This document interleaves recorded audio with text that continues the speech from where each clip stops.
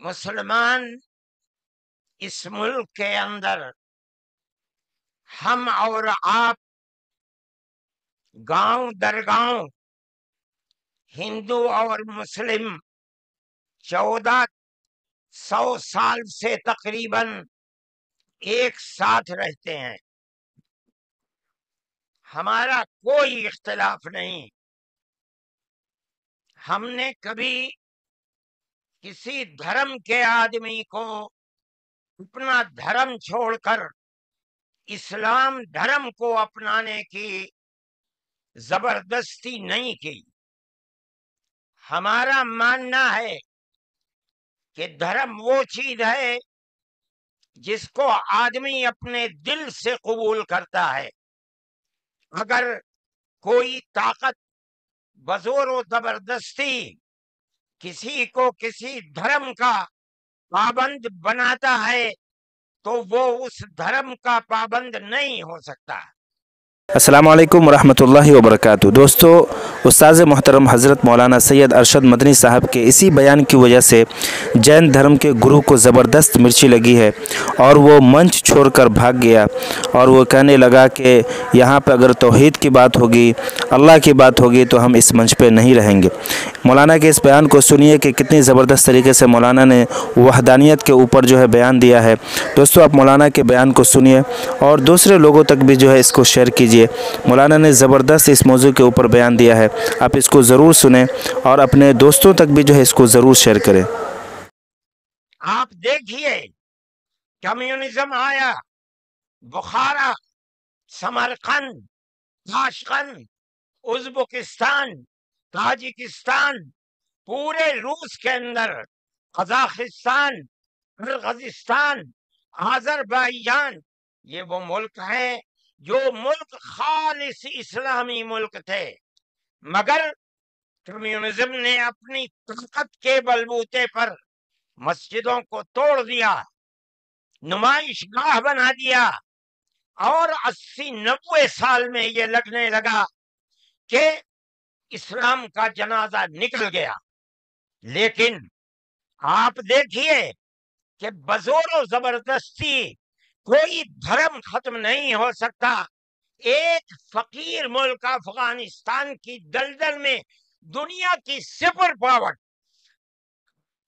खसकर दफन हो गई, टुकड़े टुकड़े हो गई, खत्म हो गई। ये मुल्क आजाद हुए और मस्जिदों से फिर अल्लाह अकबर की आवाज बुलंद होने लगी। इसलिए कि उन्होंने ये समझा था कि जबरदस्ती इस्लाम को तबाह करके, खत्म करके, मस्जिदों को तोड़कर मुल्क खत्म हो जाएगा, इस्लाम खत्म हो जाएगा। ऐसा नहीं है। कोई भी मजहब कबूल करना इंसान के ये अपने दिल की बात है। दिल अगर कबूल करता है, इंसान मजहब का पाबंद हो जाता है। अगर दिल कबूल नहीं करता तो इस्लाम उस मजहब का पाबंद नहीं होता। हम इस मुल्क के अंदर हिंदू मुस्लिम के साथ भाई भाई की तरह रहते हैं। हमने मुल्क की आजादी के बाद, बदकिस्मती से मुल्क की तकसीम के बाद से हमने इस मुल्क के अंदर आपस के इख्तलाफ को देखा। यहाँ तक के इख्तलाफ होते होते हुकूमतें बदलते बदलते हुकूमत बीजेपी की आई। हमने कभी ये आवाज नहीं सुनी थी। हमने ये भी सुना कि इन 20 करोड़ मुसलमानों को घर वापस करो। ये आवाज इससे पहले कभी नहीं आई थी।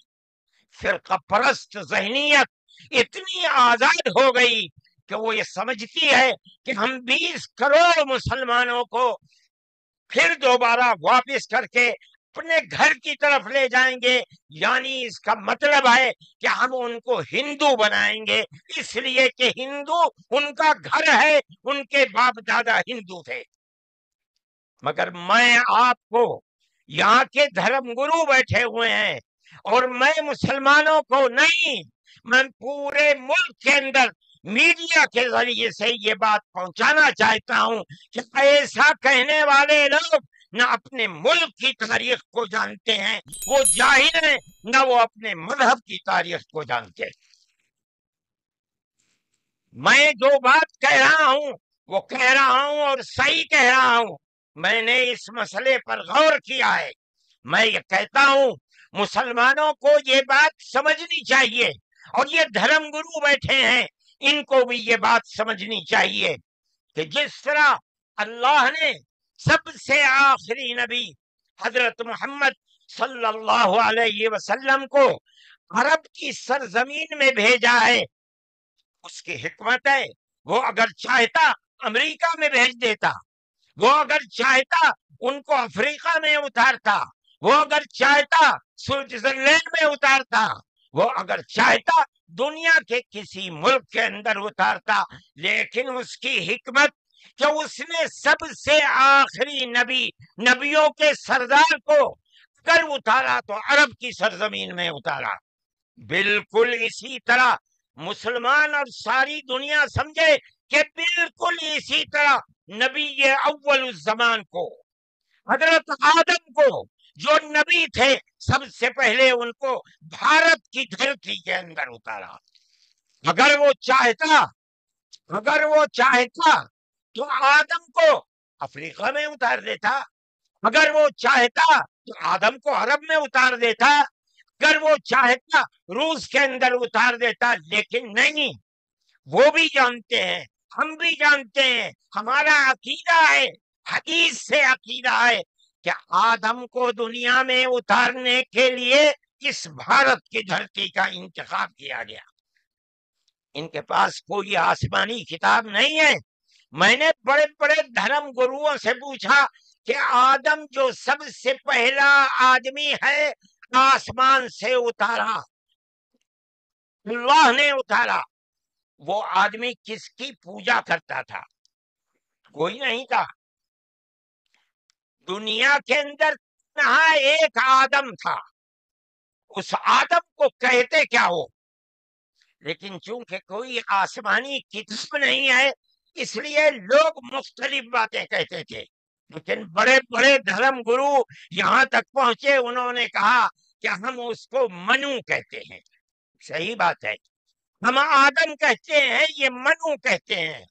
ہم آدم کی اولاد کو آدمی کہتے ہیں، انگریزی بولنے والے ایڈم کہتے ہیں، فارسی اور عربی بولنے والے آدم کہتے ہیں، اور یہ اس کو منو کہتے ہیں جو اس بھارت کی دھرتی کے اوپر اترا۔ ہم آدم کی اولاد کو آدمی کہتے ہیں اور یہ منو کی اولاد کو منش کہتے ہیں۔ سوال یہ پیدا ہوتا ہے، میں نے بڑے بڑے دھرم گروؤں سے پوچھا، جب کوئی نہیں تھا، نہ شری رام تھے، نہ برہما تھے، نہ شیو تھے، جب کوئی نہیں تھا تو سوال پیدا ہوتا ہے کہ منو پوجتے کس کو تھے؟ کوئی کہتا ہے کہ شیو کو پوجتے تھے، لیکن ان کے پاس علم نہیں ہے۔ بہت کم لوگ یہ بتاتے ہیں کہ منو کچھ نہیں تھا دنیا میں، وہ اوم کو پوجتے تھے۔ میں نے کہا اوم کون ہے؟ بہت سے لوگوں نے کہا کہ وہ ایک ہوا ہے جن کا کوئی روپ نہیں ہے، کوئی رنگ نہیں ہے، وہ دنیا میں ہر جگہ ہے، ہوا ہر جگہ ہے۔ انہوں نے آسمان بنایا، انہوں نے زمین۔ میں نے کہا کہ ارے بابا، انہی کو تو ہم اللہ کہتے ہیں، انہی کو تو تم ایشور کہتے ہو، اسی کو تو ہم اللہ کہتے ہیں۔ فارسی بولنے والے خدا کہتے ہیں، انگریزی بولنے والے گاڈ کہتے ہیں۔ اس کا مطلب یہ ہے کہ منو ایک اللہ، منو یعنی آدم، ایک اوم یعنی ایک اللہ کو پوجتے تھے۔ یہ ہمارے ملک کی تاریخ ہے، یہ دنیا کے دھرموں کی تاریخ ہے۔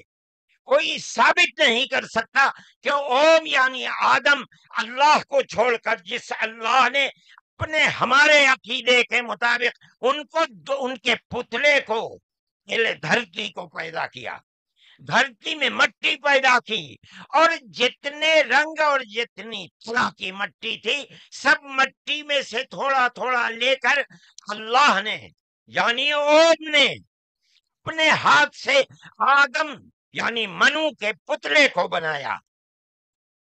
اسی لیے حدیث میں آتا ہے کہ جتنی طرح کی جتنے رنگ کی مٹی تھی آدم کی اولاد، منو کی اولاد، منش کی اولاد اتنے ہی طرح اتنے ہی رنگ کی بدلی.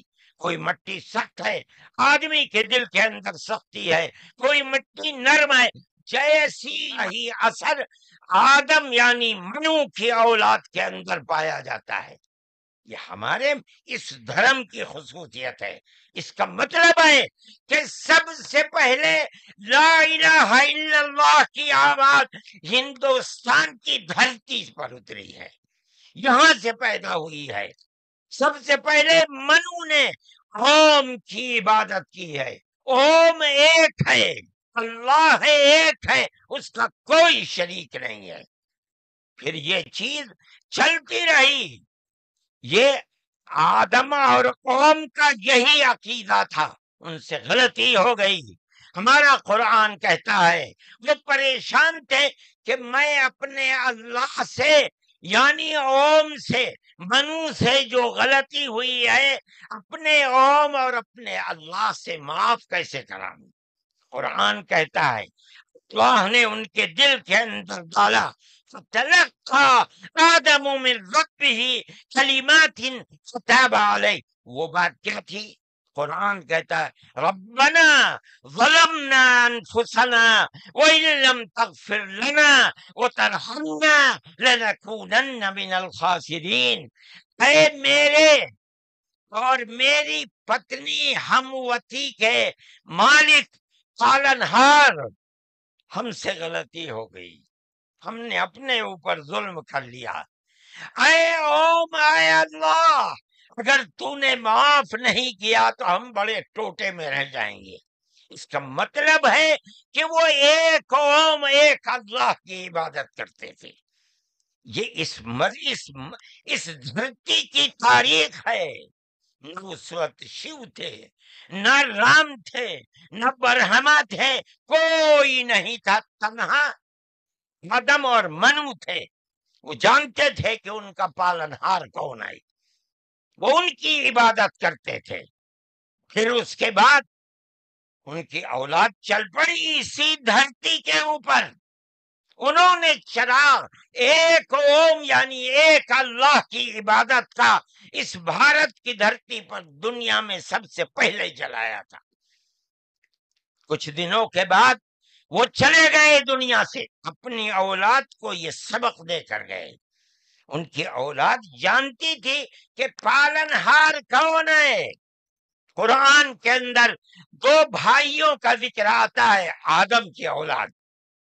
ایک دوسرے میں لڑائی ہو گئی. ایک نے کہا لا قتلنک، میں تجھے جان سے مار کر ہی دم لوں گا. یہ دنیا کے اندر ہمارے آقا حضرت محمد صلی اللہ علیہ وسلم فرماتے یہ دنیا میں سب سے پہلا قتل ہے. دوسرے بھائی نے کیا کہا؟ لئن بسطت الی یدک لتقتلنی ما انا بباسط یدی الیک لاقتلک. اے بھائی، اگر تو مجھے قتل کرے گا، ہاتھ بڑھائے گا، میں تو تجھے قتل کرنے کے لیے ہاتھ نہیں اٹھاؤں گا. کیوں؟ کہتا انی اخاف اللہ رب العالمین، میں اس اللہ سے، اس اوم سے جو سارے جہان کا پالنہار ہے، مجھے تو ڈر لگتا ہے. یہ کس نے بتایا کہ اللہ ہے اوم اور وہ ساری جہان کا پالنہار ہے؟ یہ وہی ہے جو باپ نے بتایا تھا، منو نے بتایا تھا، آدم نے سکھلایا تھا. آدم اس دنیا سے چلے گئے، 10 20 25 50 100 پیڑھیوں کے بعد اولاد بھول گئی سبق، بائیں بائیں ہونے. اللہ نے دوسرا نبی بھیج دیا. کس کو؟ حضرت شیس کو بھیجا.